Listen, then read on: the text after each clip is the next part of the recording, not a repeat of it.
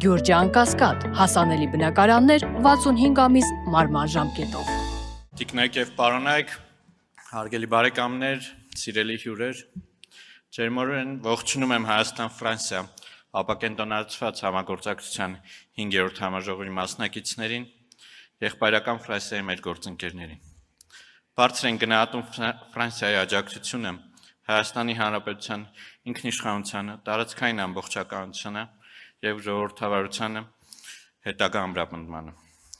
Բարձր են գնահատում նաև երկկողմ եւ եվրոպական ձևաչափով ցուցաբերվող Ֆրանսիայի օժանդակությունը Հայաստանի պաշտպանական կարողությունների եւ տնտեսական դիմակայունության ամրապնդմանը, ինչպես նաև աջակցությունը Հայաստան-Եվրամիություն գործընկերության ընդլայնմանը, Եվրոպային առավել մոտենալու մեր ցանկություններին։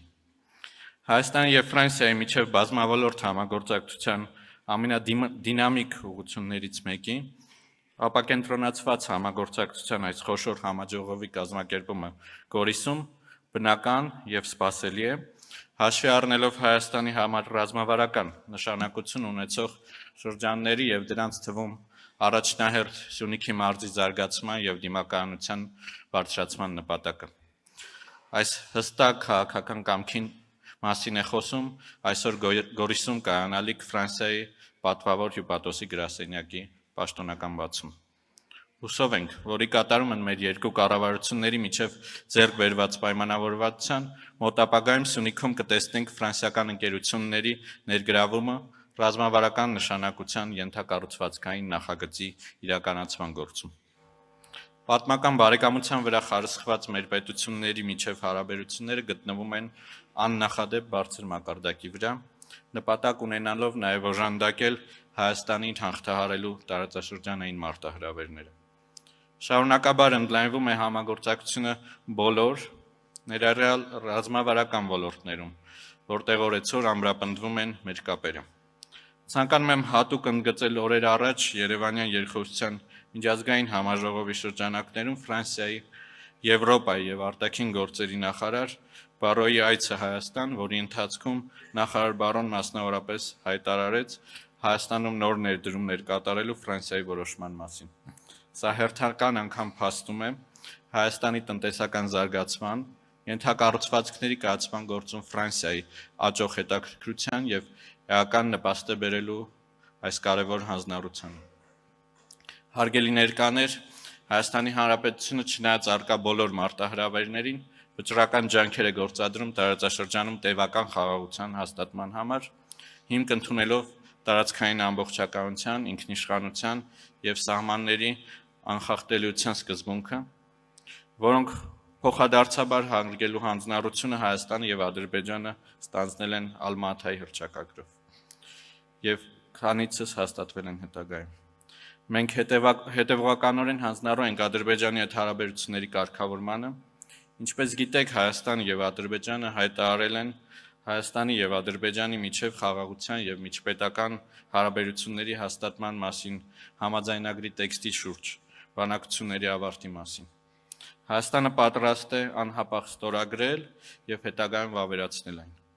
Կարող եմ վստահեցնել, որ կողմերի բոլոր մտահոգությունները հասցեագրելու ամենահստակ, ուղիղ եւ ամենակարճ ճանապարհը համաձայնագրի ստորագրումն ու վավերացումն է, որով խաղաղ համակեցության դարաշրջան կբացվի մեր տարածաշրջանում։ Տիկնայք եւ պարոնայք, Հայաստան-Ֆրանսիա ապակենտրոնացված համագործակցության 5-րդ համաժողովի անցկացումը Սյունիքում եւս խաղաղության եւ համագործակցության հստակ ուղերձ է պարունակում։ Կայուն խաղաղության գրավական է նաև տնտեսական փոխկապակցվածությունը եւ տարածաշրջանային համագործակցությունը, որը նպաստելու է փոխվստահության մթնոլորտի ձևավորմանը տարածաշրջանում։ Սյունիքը կարող է դառնալ համագործակցության ռազմավարական հենակետ, որտեղ ենթակառուցվածքների, տրանսպորտի, էներգետիկ ոլորտներում համատեղ ծրագրեր կծառայեն ոչ միայն Հայաստանի, այլև ողջ տարածաշրջանի, ինչպես նաև ավելի լայն տարածաշրջանի շահերին։ Մեր նպատակն է ձևավորել խաղաղ եւ անվտանգ տարածաշրջան, որտեղ հակամարտությունների փոխարեն կգերակայի համագործակցությունը, փակ սահմանների փոխարեն դարպասները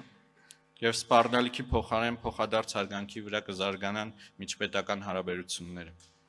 Սա է առաջ շարժվելու մեր տեսլականը եւ այս միջոցառումը Սյունիքում դրա խոսուն վկայությունն է։